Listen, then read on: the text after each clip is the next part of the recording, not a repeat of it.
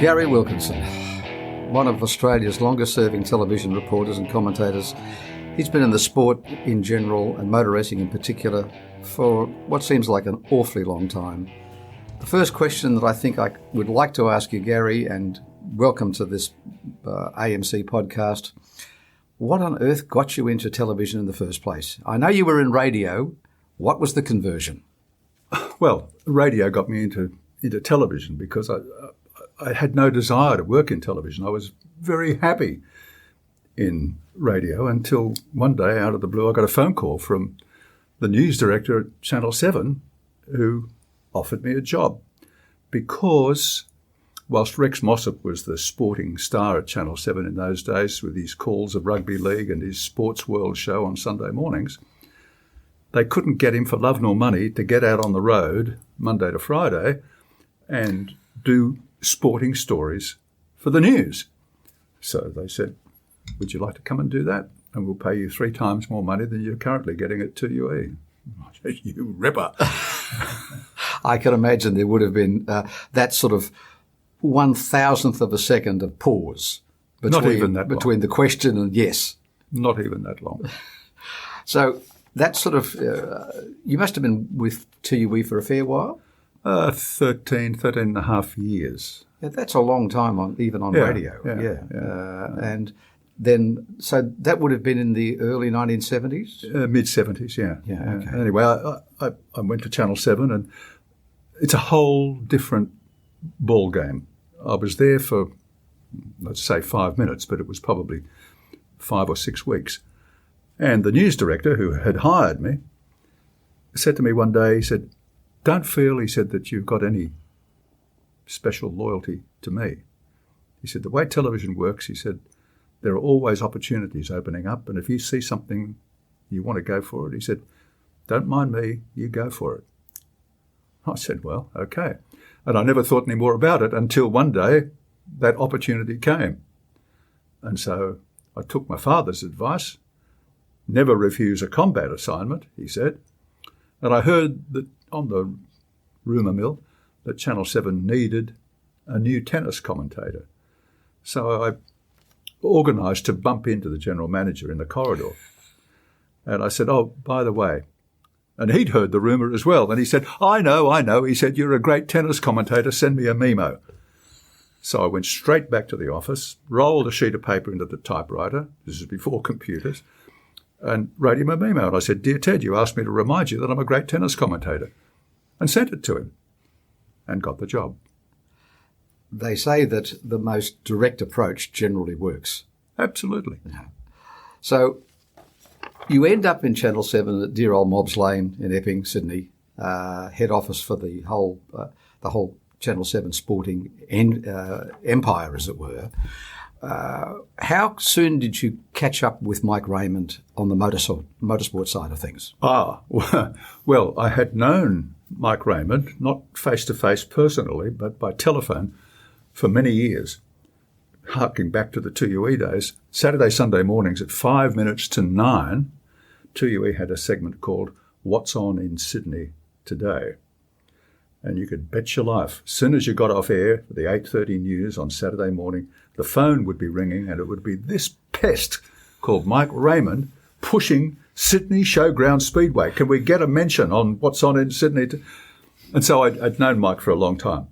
I was sitting in the office at Channel 7 one day in the news department, and this figure that I vaguely knew by sight, I'd met him briefly once, loomed in the doorway, head of engineering, Jeff Healy.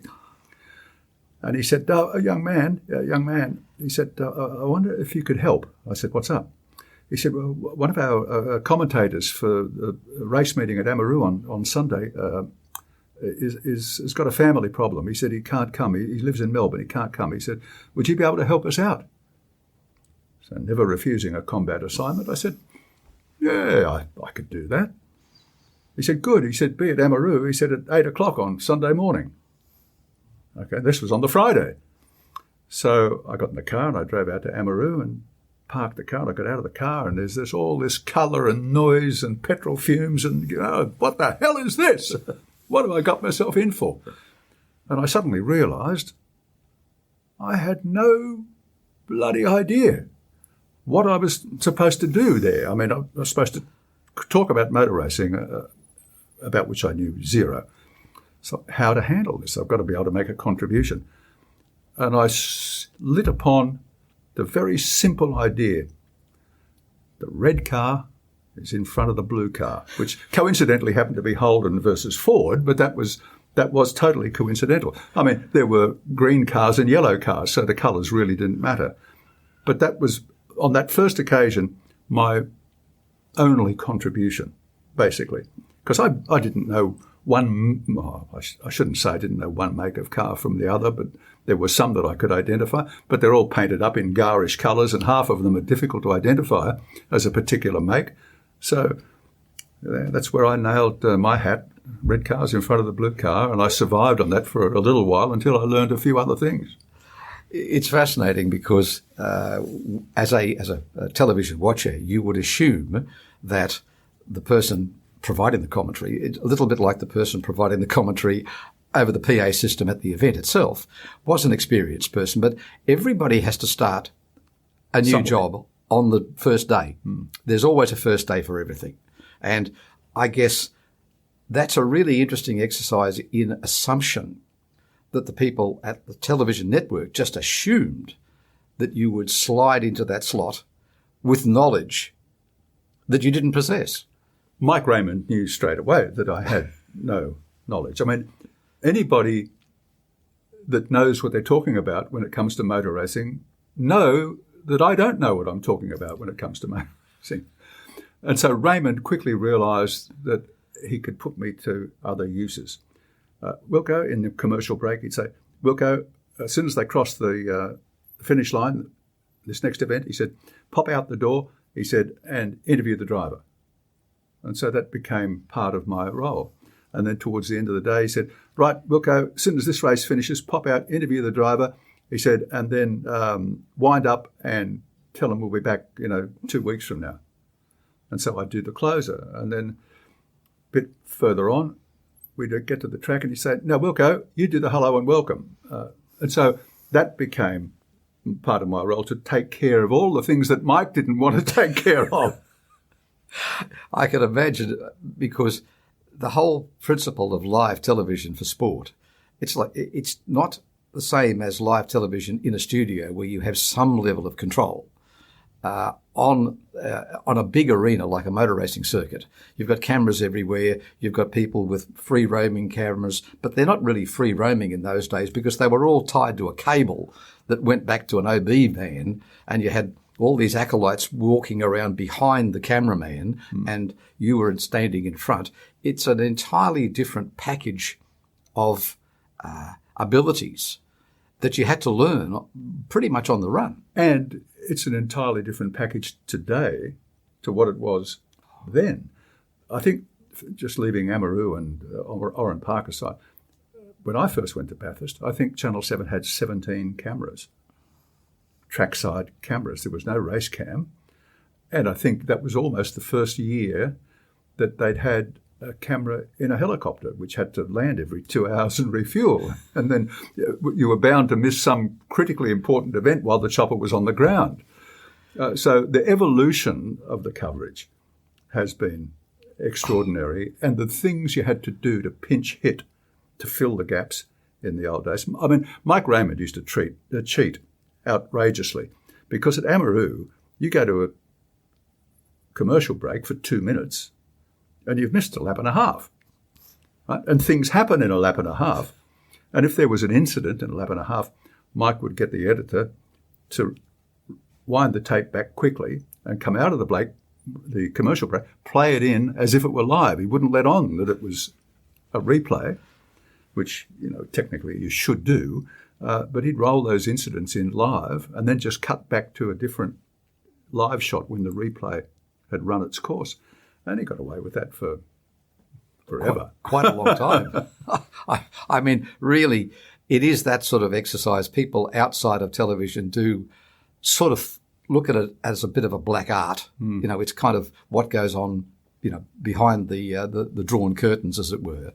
But places like Amaroo, Oran Park certainly, Bathurst to a degree, the process was so primitive, really, wasn't it, in the early days? I mean, you had a tiny little recording box that you sat in and watched screens, and you watched through the window what you could see from where you were sitting. But you had to keep your eyes on many different targets at the same time in order to and know which camera was on air at that moment, so that you could, what you were talking about was relevant to what you were showing. That's true, and there was also an internal conflict there, because directors sitting in the van believe that they are the gods of television and that commentators are just blow-ins who do as they're told and talk about the pictures that the director chooses to put on the screen. It's very hard to ignore when you're looking out the window of the commentary box and you see something happening over on that corner there, not to say, "Oh my God, he's off!" And the director says in your ear, "We haven't got pictures of that, you idiots. Wait until I get the replay." Well, that's not how live commentary is supposed to work, in my view. And so there was a continual friction there between commentators and directors about getting ahead of what the director thought should be the seamless television coverage with commentary to match. It just always fascinates me that if you would, the situation between what you are watching on television and what's going on behind the scenes of that chopping and changing of which camera to be pressing the live button to. It must get so confusing. And as you say, in the early days, 16 cameras, not all that difficult. How many cameras are there today? Well, look, I do ponder about this, and I think there are too many cameras, just quite frankly. I don't watch motorsport as a rule. I watch Bathurst once a year, not because I want to see the cars racing, because I want to keep track of how the telecast and the technology have evolved. That's what interests me more than the actual motor racing itself. And I find that watching Bathurst these days is a bit like watching a fast-forward video game, because the camera cuts are so slick, so quick, so constant, and so many different cameras, you end up being mesmerised by the quick cuts, the flashes between cameras, to actually sit back and take in the bigger picture of the race itself. And I also feel that computer graphics are overdone. You are bombarded with more information on the screen. I've always looked at it this way. Let's be more generous. 85% of people who watch motorsport on television don't know anything about what goes on under the bonnet of cars or the techniques of motor race driving, etc., etc., etc. So the 15% that do know don't need to be told. And the other 85% don't really want to know. They're there to see the door handle to door handle, the dust, the flames, the whatever, the crash and burn.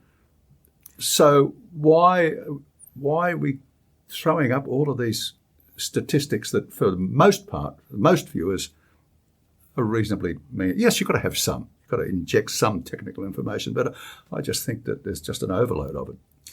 I think I agree with you, because it's now really Channel 7 were the forerunners of turning motor racing television into an entertainment medium beyond just watching car races. I mean, in the earlier days, we had television from ABC. They were the kings of motor racing television in the 60s. That's pretty much where it started. I can remember being told by somebody at the ABC many years ago that they used to send an entire team of cameramen out to the Tasman series, and they would film on 16mm colour. the Tasman Series races with people like Jim Clark and Jackie Stewart and Jack Brabham and all these guys. And at each of the 4 meetings at Queensland, New South Wales, Melbourne, Tasmania, they would film these races, take the film back to ABC, process it, dub it down to, copy it across to black and white pneumatic for television. Then they would edit the television tape for replay the next week. Then they threw the film away because they didn't need it. Right? I mean, that film would be worth a king's ransom today of colour of all those guys in the 60s. I can't tell you how much old film and old 2-inch videotape vision was buried underneath the tennis court at Channel 7. Well, there was a tennis court at Channel 7 when it was at Epping in the Sydney suburbs, which it's now just high-rise, well, not semi-high-rise apartments. But when that tennis court was being built, there was a big hole in the ground there, so they had to get rid of stuff. The library was overflowing with film and tape that people hadn't looked at in years, and it all just disappeared. There was a guy that worked in the news department as an editor in those days, in the crossover from film to videotape, called Roger Mackenzie. And anything that was, and he had a good eye for what was important, and anything that was important disappeared into the coat of Roger's white jacket and went home with him. And when he died, he donated it all to the National Film Archives, which I think was a wonderful thing for him to do. But he salvaged a lot of footage that otherwise would have just gone missing. It's an interesting thing, but some years ago, just by pure accident, it was discovered that a lot of the film that was repositioned under the dirt at Epping, there were copies of it in Melbourne, and nobody knew. So fortunately, it didn't completely disappear. But, I mean, when you look at the stories that come back from watching television and being a commentator at various events, Bathurst is the one that everybody sort of gravitates towards because it was the king of television for a long, long time in terms of it was one of the most watched television broadcasts of all time in Australia in terms of sport. Still is to a great degree.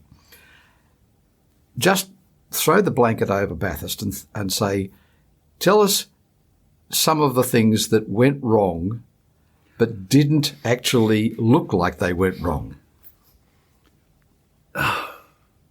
Look, that's hard to do because with live television, there's always a fallback. That comes from good planning. And Mike Raymond was the ultimate good planner. People don't realise. Mike could turn up to a motor race meeting, including Bathurst, with a briefcase in his hand. But he'd been awake nights for the week or the month before, preparing a rundown and noting down ideas of stories to do in the 2 or 3 days leading up to the actual race, and stories that were then prompted by what happened during practice and what happened during qualifying. And we'd be up editing late into the night on the Friday, Saturday nights at Bathurst, so that when we went to air on Sunday morning, we had X number of videotaped stories that we were going to slot in and a certain number that were on standby to fill the gaps if something untoward happened and we had gaps to fill. The biggest near disaster at Bathurst was not something to do during the race itself. Television technicians and cameramen went on strike one year at Bathurst. Don't ask me to remember what year it was. Late 70s, early 80s, somewhere in that vicinity. I think it was the second year, not the first, the second year of Hardy's Heroes, the top 10, when it was introduced, top 10 shootout. And it must have been the second year. Anyway, they all went on strike. So executives from Channel 7 had to man the cameras and do other jobs. Right? But because of the dispute, we were unable to record the top 10 shootout on site at Bathurst. It had to be relayed to Sydney, and we could not do the commentary on the event live. And the only way to put the commentary on was for Mike Raymond and I to dash out of the commentary box when the top 10 was over, jump in the Channel 7 helicopter and fly back to Channel 7 in Sydney, where somebody was busily editing this thing into a package to go to air prior to the 6 o'clock news on that afternoon. So we got back there and editing was running behind time and time was getting tight.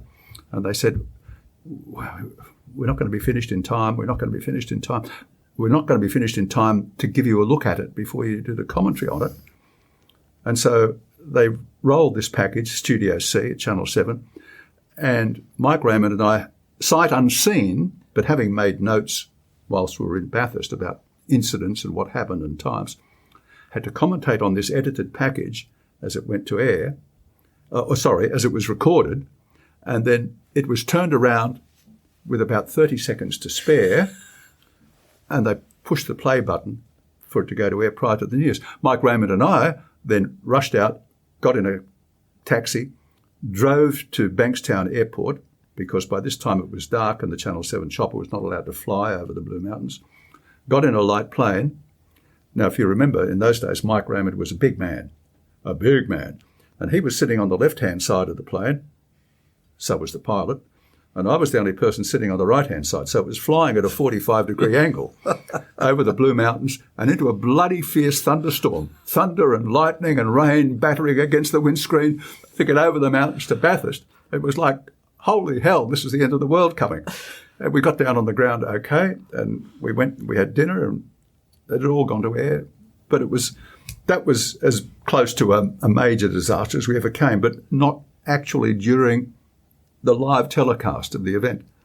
It's amazing, isn't it, that, again, the audience knows nothing about this, and nor should they. No, that's right. This is part of the black art, isn't it? That's absolutely right, and that happened all the time.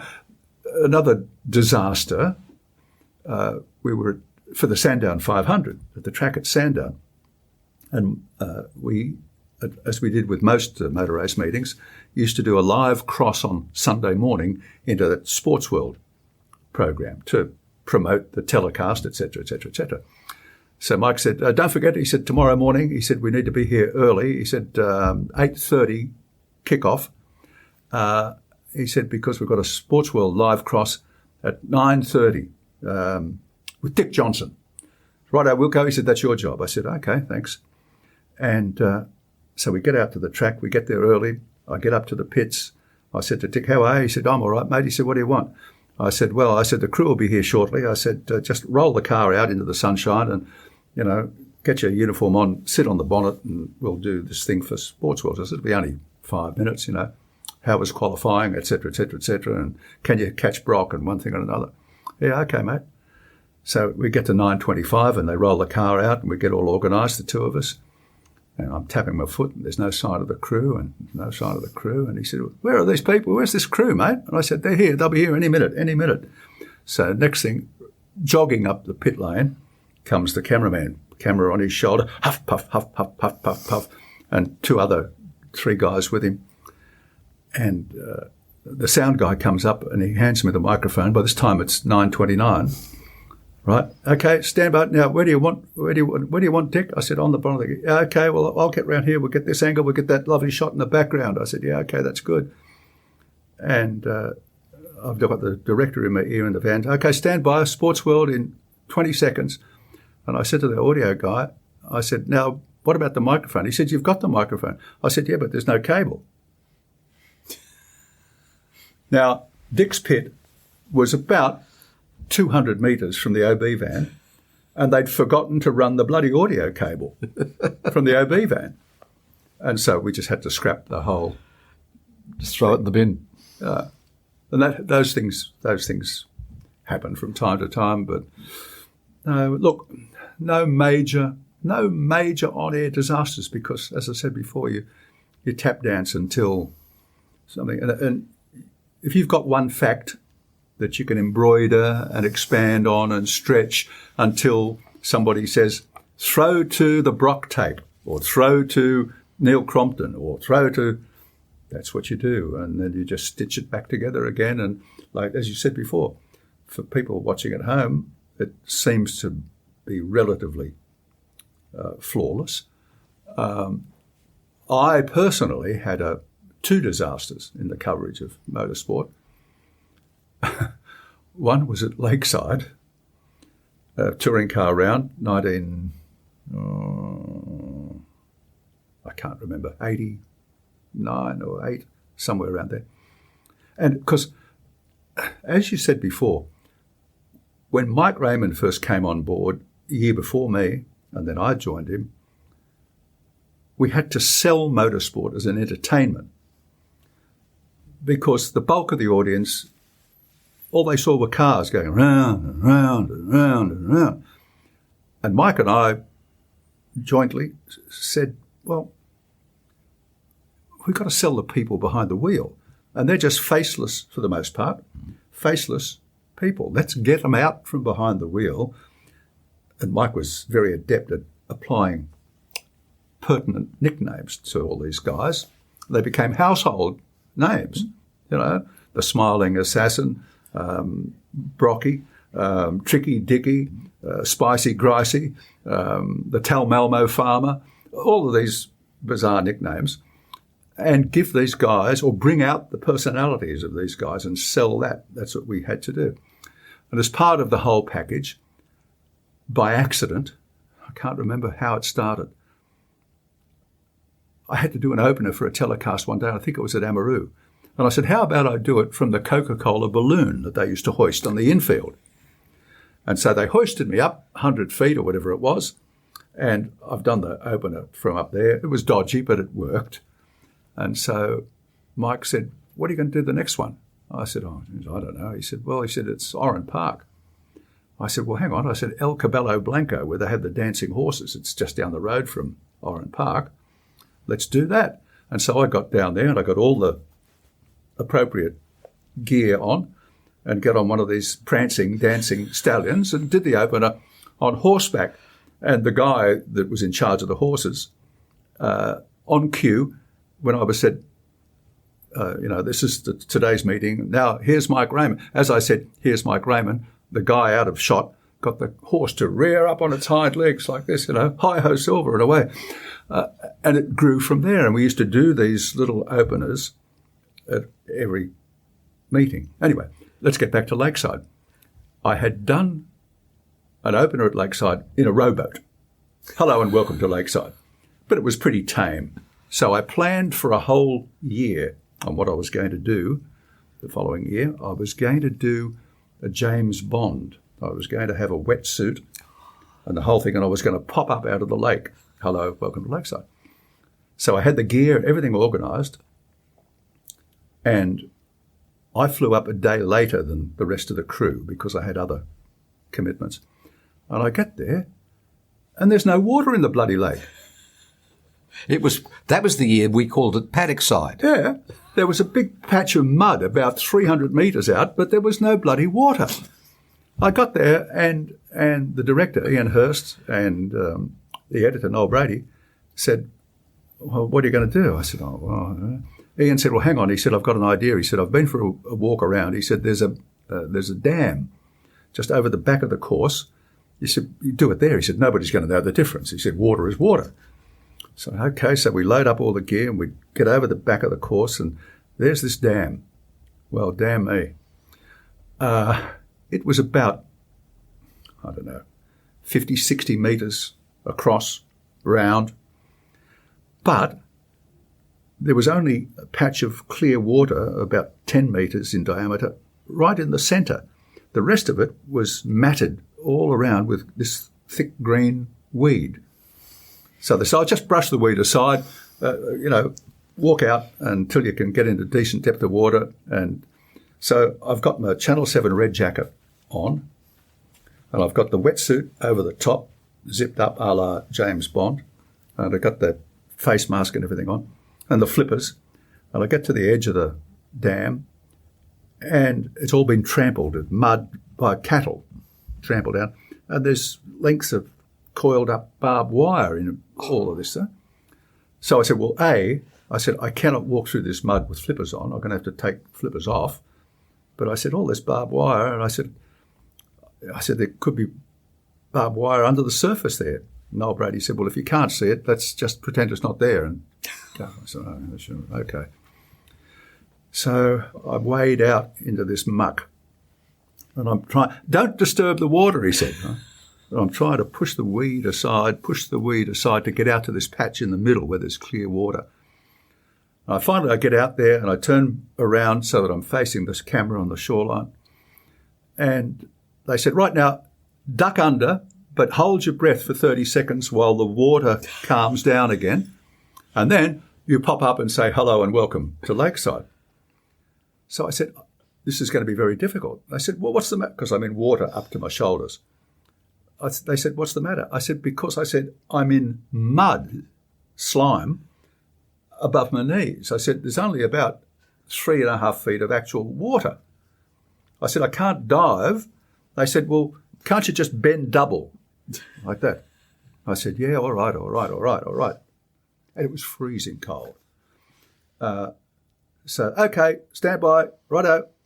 So I bend down, I take a deep breath, I bend double, I duck under the water, and I'm counting 1, 2, 3, 4. And on 30 seconds, I pop up and say, hello and welcome to Lakeside, and they all burst out laughing because I've got a green wig of this moss hanging over the top of my head. So I've got to try and brush the wig. This is a long story, I know, and it's boring, but... Not at all. It took... we get to take 11. Oh, I'm serious. We get to take 11. And this is the most successful one so far. I've managed to clear the weed away and I managed to get the timing right. And I pop up and I say, hello and welcome to Lakeside. And there's Neil Crompton on the bank, standing next to the camera, relieving himself into the dam. I said, damn you, Crompton. That's it. No more take 12. No. We did it. We got one good take on take 17. And by which time I was blue. It was so cold. Anyway, so I pop up out of the water. I say hello and welcome, and I take 2 strides towards the camera, and we stop. And they reposition, take on a semi-tight shot of me saying, welcome to Lakeside. I've already said welcome to Lakeside. Today's 4th round of the Touring Car Championship, blah, blah. Start to peel off the thing, walking towards the embankment. And it worked well, and it cut together reasonably well. We got away with it. So I'm standing on the bank and I'm wrestling the wetsuit off. David Harding, who was the promoter at Lakeside, comes over the crest of the hill on his little trike. He said, what are you blokes doing over here? And then he said, God's truth. He said, you haven't been in there. I said, yeah. He said, bloody hell. He said, that's the settlement pond, he said, for the sewerage works. Oh, no. Yeah. Truly. Yeah. Oh, tetanus shots all around. Oh, yeah. And I drank 3 bottles of white wine, I can tell you now, to try and kill whatever germs that I might have swallowed. But look, we had, in that period, the mid to late 70s, right through into the early 90s, we just had a ball. Oh. We had so much fun doing those things. I did Adelaide City of the Arts in an art gallery. I did Lawrence of Arabia at Wanneroo in Perth, riding on the camel out in the middle of the... Yes, I remember that. Made it look like the desert. It was just to make it. And even we did one in the casino and the Gold Coast with the drivers in the driving outfits sitting around the roulette table. Jim Richards putting all his money on black because he was driving the BMWs, the black BMWs at the time. And Brock putting his money on 05 and all of that sort of rubbish. And we did one at Winton with the guys on horseback and me dressed as Ned Kelly. It just opened up the motorsports telecast it hooked a different audience. Yes. It was entertainment. Yeah, we just had so much fun, I can tell you now. I can understand that. I mean, the the one thing about being part of the travelling circus is that that's exactly what it is. I mean, there's the drive. There are all the people involved in teams. There are the officials, and then there's the people from what is laughingly referred to as the fourth estate, the media people. And the media people tend to sort of circle around all of those groups of people. And so the media people generally find the stories, most of which get published or put to air in some way or another. A lot of them don't because they can't. It's really as simple as that. Because what's the line from Mick Jagger? What happens on tour should stay on tour. Well, there's a lot of that, I can tell you now. But we were lucky. We had a tight-knit team who instinctively understood what was needed. Mike Raymond, who was the ideas man and who had unbelievable contacts in motorsport. Ian Hurst, who succeeded Phil Berry as the director. Noel Brady and Gary Burns, who are ace editors. We were all on the same page and we all worked together to put these things. As I said to you before, Mike would turn up and pull out 2 sheets of foolscap paper out of his briefcase, and he would have envisioned what he wanted the telecast to look like and what interviews we needed, and we just followed the playbook. Yep. And I came up with the crazy ideas about openers and closers and all that sort of stuff, and it just blended together. And then Neil Crompton came on board, and we referred to him not only in the third person but to his face. We called him the Kid. I think he might have been 22 or 3, but he looked about 15 at the time. And on race day mornings, I had to tie his tie for him because he didn't know how to do up a tie. And he fitted, and funnily enough, we talk about not knowing anything about motorsport. Crompton came on board and he'd done 3 or 4 meetings with us and a Bathurst. And then the next season, it must have been about the first round or the second round of the Touring Car Championship. So he'd been on board for about 6 months. He walked up to me. I can't remember where we were, what track we were at. I can't remember. He walked up to me one day as though somebody turned a light on with this look of total amazement on his face. And he said to me, "Wilko," he said, "you actually don't know what you're talking about, do you?" And I said, "No." He said, "But how have you been? How do you get away? How have you been getting away?" Because Crompton makes copious notes.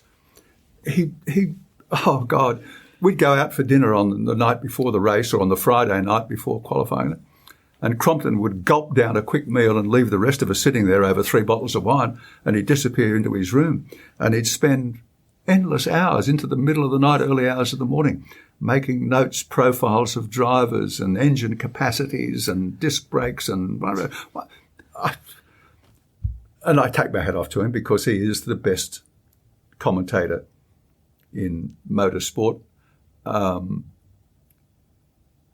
the only other one that comes close, and is not a commentator of motorsport per se, is Mark Larkham, who I will say comes very close to being able to explain the technicalities and the computer graphics so that they almost make sense to idiots like me. Thanks for listening, and we hope you're enjoying this episode of the Australian Muscle Car Magazine podcast. To get access to every back issue and a stack of exclusive benefits, visit the website at musclecarmag.com.au and look for the premium tag. A whole new way to enjoy muscle cars. Now, back to the show. It's fascinating, isn't it? Because you talk about technology, and that's the next subject to bring into the conversation. In your time, television technology, not so much just the pictures, but how to get the pictures, turned into an absolute revolution when the Channel 7 guys put a full-sized studio camera inside a Toyota Celica, right, and on a gimbal mount. I mean, How the devil that was built and approved by the scrutineers, I don't know, but it must have taken a lot of expertise to persuade them that something as big and heavy as that, mounted seemingly, almost by sticky tape and baling wire, in the middle of the car so that it could swing around and point in different directions. You take that first camera and look where it's taken us in the following years. Well, the first camera actually was fixed straight ahead. Right? The tilt and pan came later. But it all originated with the head of engineering, the man who dropped me into motorsport, Jeff Healy, who was smart enough to employ a genius cameraman by the name of an engineer by the name of John Porter. And Jeff had control of the engineering budget at the Seven network, and that's a pretty big budget. It covers all areas of television broadcasting. And he had this idea in his head for race cam. They had tried to mount cameras in Formula One cars prior to this. French-made cameras from memory. It was a French operation to try and perfect, and they could not make it work. But Jeff saw potential, and he got John Porter and a couple of other guys to work, and he used to, shouldn't tell tales out of school, but he could put a few dollars out of the budget for this project into research for race cam to pay for this. And he could engineer, if you'll pardon the expression, the finances to create this black budget for race cam development. And all was forgiven when he sprung race cam on the world, because this was the greatest thing since sliced bread. It was mounted in Peter Williamson's car because other people refused, because the bloody thing weighed a ton.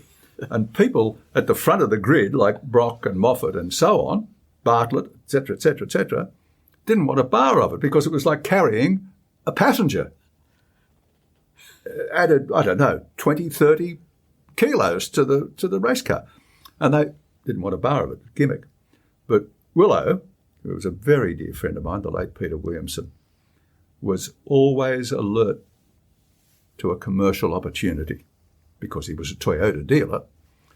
And he said, stick it in my car. Originally, it was just a camera, no audio. But there was audio so that he could hear the people in the race cam control van. They could talk to him, and he could talk back to them. And Jeff Healy said, well, hang on a minute. If he can talk to you and you can talk to him, why can't we put that to air? Oh, yeah, we'll just take a patch cord from here and stick it in there. It's as simple as that. And so virtually on race morning, that's what they did. And so we revealed this camera shot to the world, which in itself was a miracle. And next thing we said, let's do a lap with Peter Williamson. Away we go, up to the trees. Oh, it's like a Holden car park. And he just talked on cue. And motorsport was changed forever. I think sport was changed forever. Because yes, because it's been extended into so many other areas. Yeah, exactly. And the cameras got smaller and smaller and more and more capable. And more. They multiplied and multiplied. Now you've got, I don't know how many, 5 cameras in one car in some instances now. And cameras not just in one car, but you've got 5 cameras. In 3 or 4 or 5 cars, you've got cameras buried in the side of the racetrack. I don't know how many cameras there are at Bathurst these days, quite honestly, but there must be, the last time I did Bathurst, I think there were 27 fixed cameras, more. No, 36. There were 36 fixed cameras around the track. There were race cams in, but only, we had 2 or 3 race cams in a couple of cars in those days. I'm talking back in the mid to late 90s now. And we had aerial, to the point where now we had one chopper whose specific task it was to hover over the track and take the uplink signals from all the race cameras, and a second chopper to carry a camera to shoot aerials of the track. So I don't know, if you add all those cameras up these days, there must be 60 or 70 cameras covering Bathurst. It always amazes people like myself that all of this technology is paid for by advertising, because the Bathurst race has always been the jewel in the crown as far as television networks are concerned, because there's more advertising paid for on that weekend for a motor racing television program than probably all the others put together. Yeah, true. For the whole year. And Bathurst was always the one that Bathurst, if you would, covered off the cost of doing the other 10 rounds, because back in the days when there was only 10 rounds of the championship and Bathurst was not part of that. No, those 10 rounds were just a promo for Bathurst. Precisely. It just means that it has changed in those decades of coverage, and what we have today is just something that, if you go back into those days, you go back 20 years, just 20 years, what is happening today you would have thought totally impossible. Well, apart from the cameras, computer graphics, automatic lap timing, computer keeping track of where cars are on the track now is automatically done. In the old days, they had people, 20 people at a time, working shifts in the control tower with pieces of paper and pens, ticking off cars every time they passed the start-finish line to keep track of how many laps they'd done. Yes, exactly. All analog. And when they first introduced Hardy's Heroes, the top 10 shootout, whatever it's called these days, there was no automatic lap timing.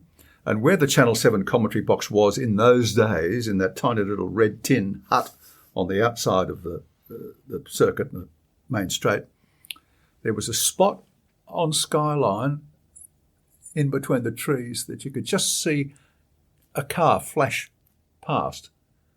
And that was roughly the halfway mark.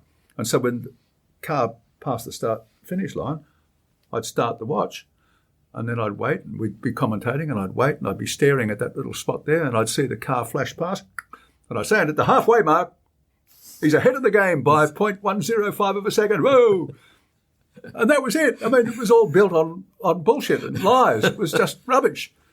Well, it wasn't rubbish, but you had to give it your best. Rubbish with a lowercase r. Yeah, your best. You had to give it your best shot with what you had, and sometimes you didn't have anything. I can understand that. I truly can. In those years, somewhere north of 20 years that you did Bathurst? 25, yeah. 25 years. In that time frame, you shared the microphone not only with the professionals like Mike Raymond and so on, but you had a whole string of people who came through, racing car drivers who were part-time commentators. There's the famous years of Chris Economaki from America who came out, and he was an import because he was a friend of Mike Raymond's. He was a speedway commentator, but he really he didn't so much fit into the commentary at Bathurst. He just put a different layer on top of it. Absolutely. And look, we got a lot of criticism for introducing this Yankee voice into the coverage. But Chris had a unique ability to seize on tiny little differences between the rules elsewhere and the rules that applied in Australia, about some cars having to put a patch over a certain word or a certain thing on the car that because they weren't allowed to advertise unless it was approved by CAMS. He just had insights into quirky little things that made people sit up and say, well, bugger me, I didn't know that. He was an interesting man, a very knowledgeable man, but you could only use him in a limited fashion. And we used him 2 years, 3 years, I think, and that was about it. Murray Walker. Yes. Did 1 or 2 years as well. Of course, Neil Crompton, we've already mentioned. Richard Hay, English commentator. In fact, his father preceded him for a while, did a couple of Bathursts with us. And then locally, Mark Osler, well known in the motor racing, motoring press writing business as well. And the first editor of Australian Muscle Car magazine. Absolutely, yes. Alan Grice has done commentary from time to time. Peter Brock has done commentary. Dick Johnson has done commentary.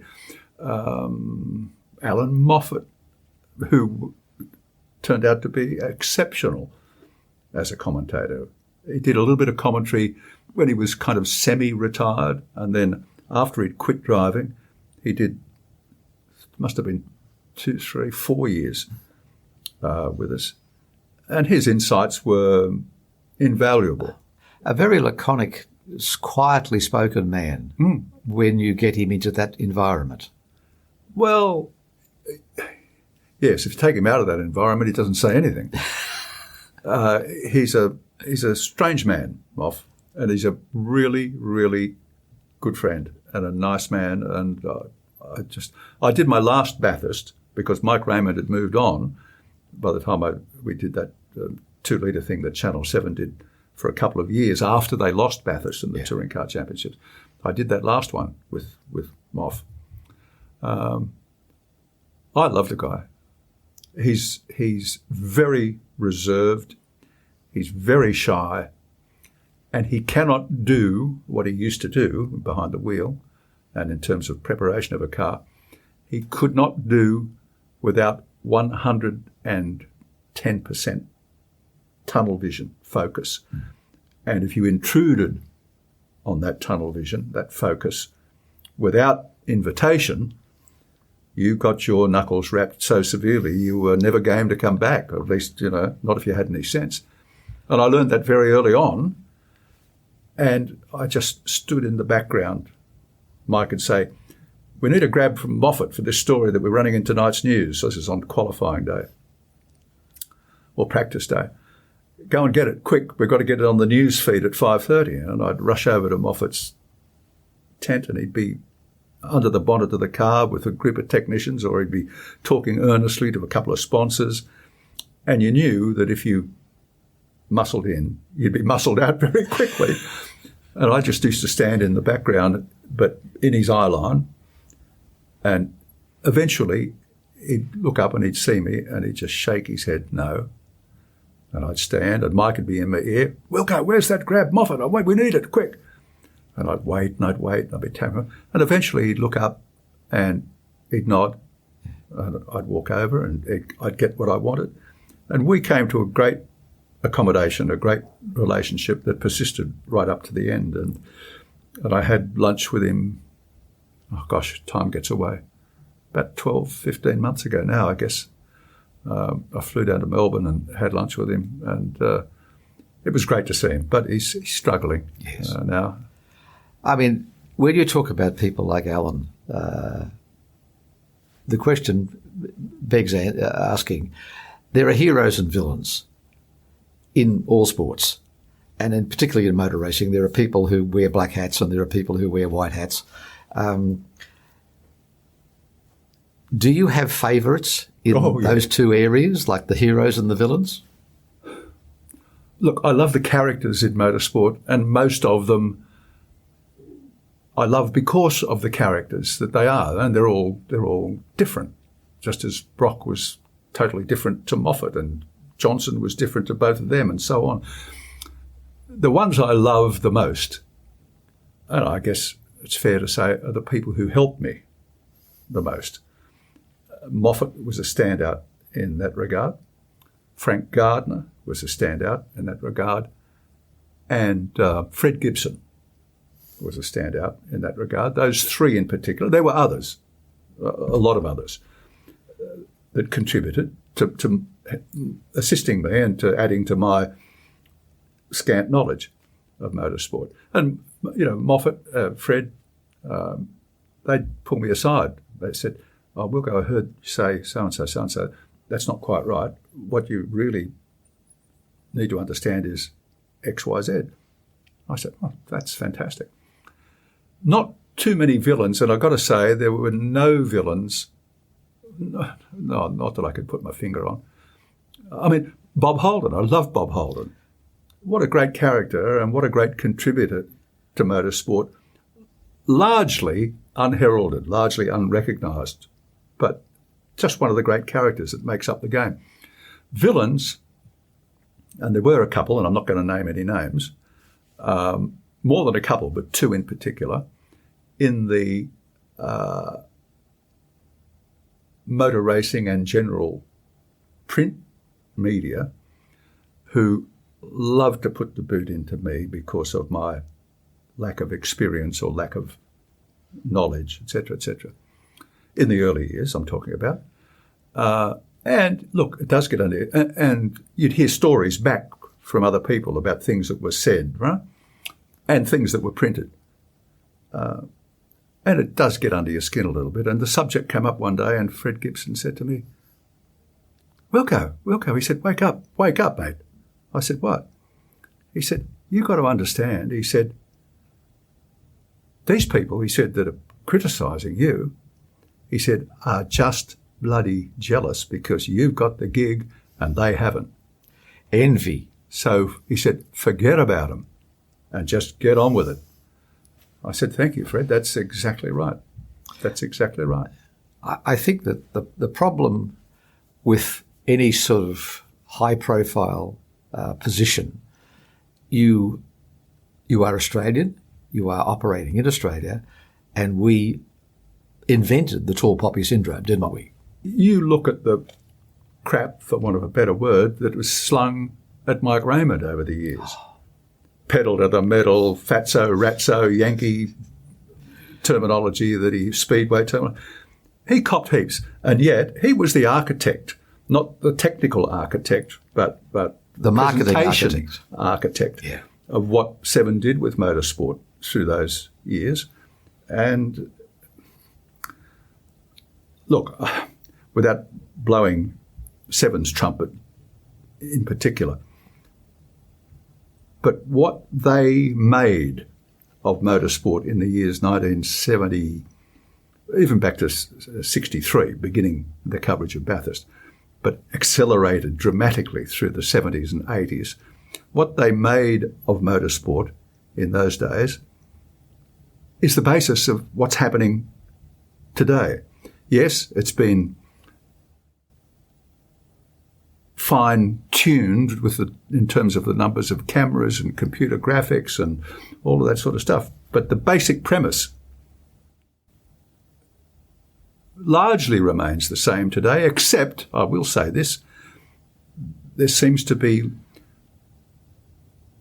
less emphasis on the peripheral entertainment and personality side of motorsport today than there was then. There's a lot of emphasis now on the technology and the cars, and I think that's great for people that are right into motorsport up to their neck. And yes, they still get a big audience, and maybe the public are becoming more and more educated to all of that technical stuff. And if that's the case, well, I've got no argument with it. But to me, I find it less interesting than it used to be. But technically, it is, I won't say so much better, but so much, it's now CinemaScope, if you get my drift. Yeah. It's almost like the difference between black and white and colour, isn't it? Oh, yes. Yeah, it's an unending revolution. Yeah. Black and white turned to colour turned to one camera, turned to 12 cameras, turned to 20 cameras, turned to 60 cameras, and lack of knowledge was revolutionised by the advent of computers. I mean, I remember the first time we had access to a computer at Bathurst, and the thing was about half the size of this room. Yes. Right. So, yeah, look, the changes have been extraordinary. And you said earlier they have been behind the scenes primarily fun. Oh, if it wasn't fun, I wouldn't have persisted in doing it. My career has been fun. And it was a total accident. I never I never intended to be involved in. I mean, I had no idea that broadcasting would be my career. I had no clue. And I got my first gig in radio by accident because I was the only person available who could speak English.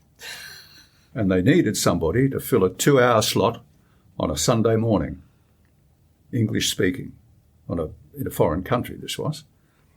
And they chose me because I was the only person available who could speak English. Well, the only person available, any person who was not otherwise engaged who could speak English.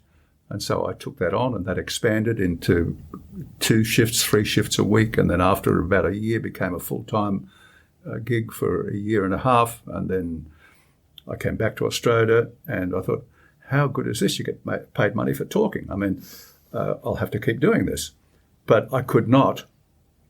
I got the job in the first instance and then was told you can have it on one condition, that you get rid of that awful Australian accent, which I didn't know I had. Right? But I was broadcasting in a British colonial environment. Yeah. And so I had to round the vowels and speak correctly. And by the time I came back to Australia, that's how I spoke, even more so than I do now. It's softened over the years. But when I came back here, I wore shoes out, tromping around the streets of Sydney to 2UE, 2UW, 2SM, 2KY, and couldn't get a gig. They said, oh, gosh, that's very nice. I do an audition. They said, that's very nice, but don't you think you'd be better suited at the ABC? And eventually I got so disheartened, I went to the ABC and I did an audition, and they said, we'll get back to you sometime. And I didn't hear anything. And I was in the country. I was in Kempsey on the mid-north coast with my father, who was looking to buy a cattle property.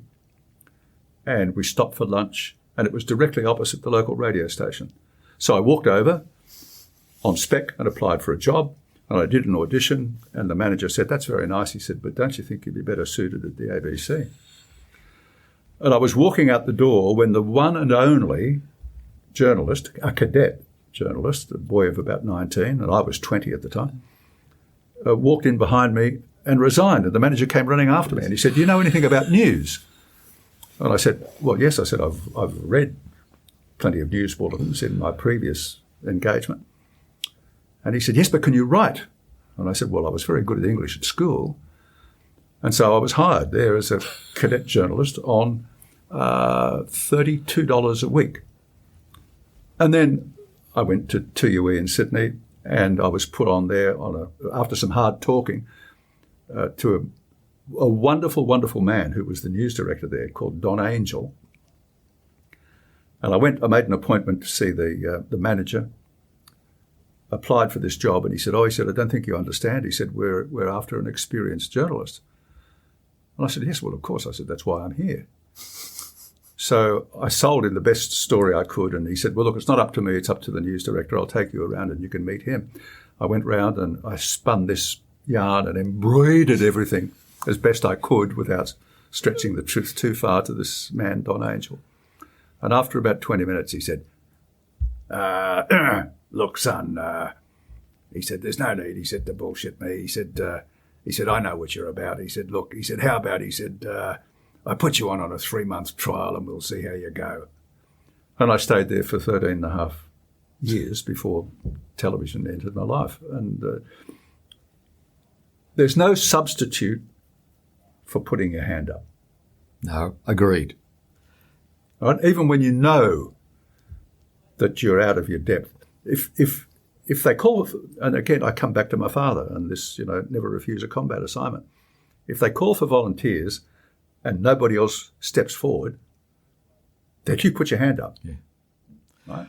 Well, Brock used to say, bite off more than you can chew and then chew like hell. Yes, yes. Oh, and it's true totally. Because it is one of those things where I think most people who become successful at whatever they choose to become successful at do so with a large amount of luck and coincidence, just being at the right place at the right time. Well, you come back to Brock. you just mentioned. Undoubted talent behind the wheel of a car. But he was a mug lair to start with, right? And he had so many rough edges, he could grate carrots. But Harry Firth, initially, knocked off some of those rough edges. And then Brock, after separating from his first wife, Bev Brock got to work with the sandpaper and polished more of the rough edges off. And then Brock was thrown in at the deep end into the corporate world with General Motors and et cetera, and all those polished edges came to the fore, and the driving talent provided the backup. And apart from a couple of misadventures towards the end of his career, the polarizer and all of that rubbish, look where it took Brock. It took him from a weedy kid with so many rough edges you couldn't believe, into a very polished performer. A real media star. Oh, look, he was one of those people that he could walk into a crowd of 10, 15 people, and if he chose to speak to you, it was as though the other people didn't exist. If he focused on you, you thought, gosh, Peter Brock's talking to me, all right? And when Brock walked away, you'd go and tell people that Peter Brock was your best friend because that's how you felt. Absolutely. He had that ability to zero in on... He could talk to a room and captivate a room, but if he focused on one person, you thought you were king of the world. Absolutely. Look, it's been it's always wonderful talking to you. We just have so much fun. We do occasionally have these little conversations at various functions. I'd really like to thank you for coming in today and doing this for us. I mean, the magazine that we produce is all about this era. It's all about our era. We lived through this. We were the people who were there at the time.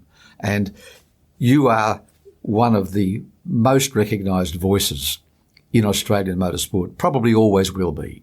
And for that, I know that all of us are very grateful for everything you've done in the past. Well, I'm no longer involved in motorsport and haven't been for some years now, but I am still working on a sometime basis. I still do some commentary for the Australian Open tennis and other events, mostly for international consumption. This is my 61st year in broadcasting. I'm not dead yet, but I'm still having fun. Thanks, Ray. It's a real pleasure. That brings us to the end of the episode. Huge thanks to our guest and our host, and we hope you've enjoyed hearing from one of the people that make the Australian muscle car community what it is. See you next time on the Australian Muscle Car Magazine podcast, and until then, happy driving.